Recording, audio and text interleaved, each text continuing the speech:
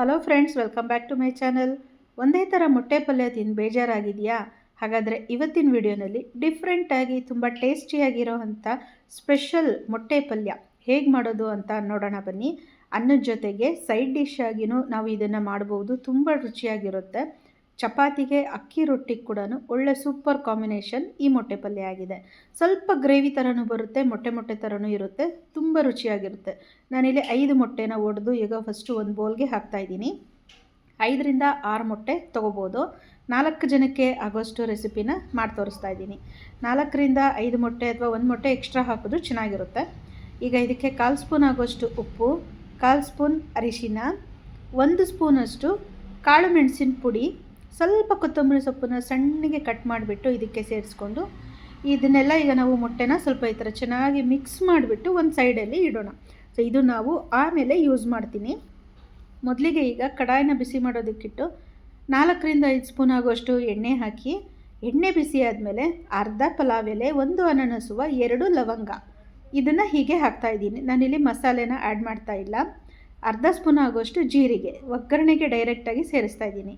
1 spoon ಆಗೋಷ್ಟು ಶುಂಠಿ ಬೆಳ್ಳುಳ್ಳಿ ಪೇಸ್ಟ್. ಫ್ರೆಶ್ ಆಗಿರೋ ಶುಂಠಿ ಬೆಳ್ಳುಳ್ಳಿನ ಮನೆಯಲ್ಲೇ ಕುಟ್ಟಿ ನಾವು ಒಗ್ಗರಣೆಗೆ ಹಾಕ್ಕೋಬೋದು. ಫ್ಲೇವರ್ ಇನ್ನೂ ಚೆನ್ನಾಗಿ ಬರುತ್ತೆ. ಸ್ವಲ್ಪ ಅದನ್ನು ಫ್ರೈ ಮಾಡಿ 4 ಈರುಳ್ಳಿನ ಸಣ್ಣಗೆ ಕಟ್ ಮಾಡಿಬಿಟ್ಟು ಸೇರಿಸ್ಕೊಳ್ಳೋಣ. ಈರುಳ್ಳಿ ಕೂಡ ಸ್ವಲ್ಪ ಚೆನ್ನಾಗಿ ಫ್ರೈ ಆಗೋ ಥರ ಈ ಥರ ಹುರಿದಿಟ್ಕೊಳ್ಳೋಣ. 1 ಈರುಳ್ಳಿ ಜಾಸ್ತಿ ಹಾಕಿದ್ರೂ ಚೆನ್ನಾಗಿರುತ್ತೆ. 1/4 ಸ್ಪೂನ್ ಆಗೋಷ್ಟು ಅರಿಶಿನ, ಸ್ವಲ್ಪ ಕರಿಬೇವಿನ ಸೊಪ್ಪು, 2ರಿಂದ 3 ಹಸಿಮೆಣಸಿನ್ಕಾಯಿ ಸಣ್ಣಗೆ ಕಟ್ ಮಾಡಿ ಇದಕ್ಕೆ ಸೇರಿಸ್ಕೊಂಡು ಈರುಳ್ಳಿ ಜೊತೆಗೆ ಸಾಫ್ಟ್ ಆಗೋ ಥರ ಒಂದು 2 ನಿಮಿಷ ಈಗ ಇದನ್ನು ಈ ಥರ ಚೆನ್ನಾಗಿ ಫ್ರೈ ಮಾಡಿಕೊಂಡು ಅರ್ಧ ಸ್ಪೂನ್ ಆಗೋಷ್ಟು ಗರಂ ಮಸಾಲ ಪುಡಿ, 1 ಸ್ಪೂನ್ ಕಾಳು ಮೆಣಸಿನ ಪುಡಿ, 1 ಸ್ಪೂನ್ ಅಚ್ಚ ಖಾರದ ಪುಡಿ, ಮನೆಯಲ್ಲೇ ರೆಡಿ ಮಾಡಿರೋ ಅಂಥ ಎಲ್ಲ ಪೌಡ್ರೂ ಹಾಕಿದ್ದಾದಮೇಲೆ ರುಚಿಗೆ ತಕ್ಕಷ್ಟು ಉಪ್ಪನ್ನು ಹಾಕಿ ಚೆನ್ನಾಗಿ ಇದನ್ನು ಮಿಕ್ಸ್ ಮಾಡ್ಕೊಳ್ಳೋಣ. ಮೊಟ್ಟೆ ಜೊತೆಗೆ 1/4 ಸ್ಪೂನಷ್ಟು ಸ್ವಲ್ಪ ಉಪ್ಪನ್ನು ಸೇರಿಸಿದ್ದೆ ಆಗಲೇ. ಇಲ್ಲಿ ಒಗ್ಗರಣೆಗೆ ಸ್ವಲ್ಪ ಹಾಕಿದ್ದೀನಿ ಉಪ್ಪು. 2 ಟೊಮೆಟೊನ ಗ್ರೈಂಡರ್ಗೆ ಹಾಕಿ ನಾವು ಮಿಕ್ಸಿಗೆ ಜಾರ್ಗೆ ಹಾಕಿಬಿಟ್ಟು ಚೆನ್ನಾಗಿ ಈ ಥರ ಪೇಸ್ಟನ್ನು ಮಾಡಿಕೊಂಡು ಇದಕ್ಕೆ ಸೇರಿಸ್ಕೋಬೇಕು. ಅದೇ ಮಿಕ್ಸಿ ಜಾರ್ಗೆ ಒಂದು ಅರ್ಧ ಗ್ಲಾಸಷ್ಟು ನೀರನ್ನು ಹಾಕಿ ನೀರನ್ನು ಕೂಡ ಇದಕ್ಕೆ ಸೇರಿಸ್ಕೊಳ್ಳೋಣ. ನೋಡಿ, ಸ್ಟಾರ್ಟಿಂಗಲ್ಲಿ ಇದು ಸ್ವಲ್ಪ ಈ ಥರ ಗ್ರೇವಿ ಥರ ಬರುತ್ತೆ.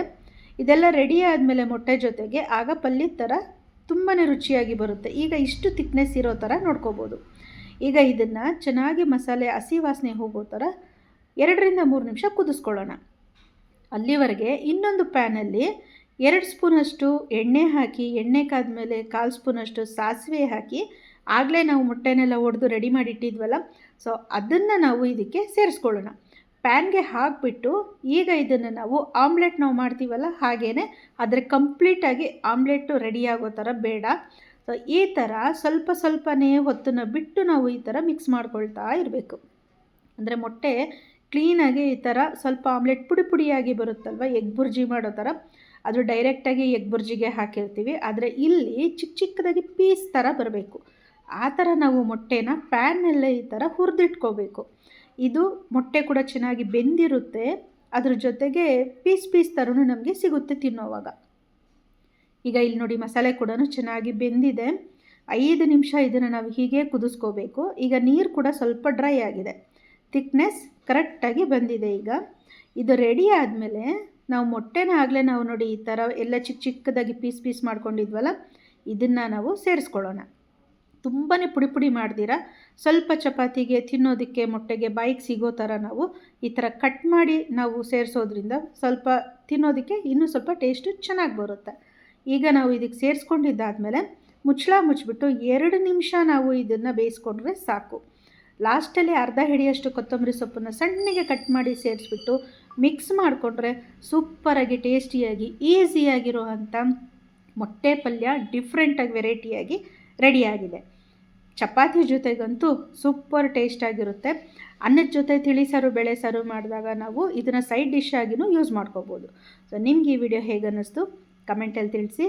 Like my channel, subscribe my channel. Thank you for watching friends. ಮತ್ತೆ ಸಿಗೋಣ. ಬಾಯ್.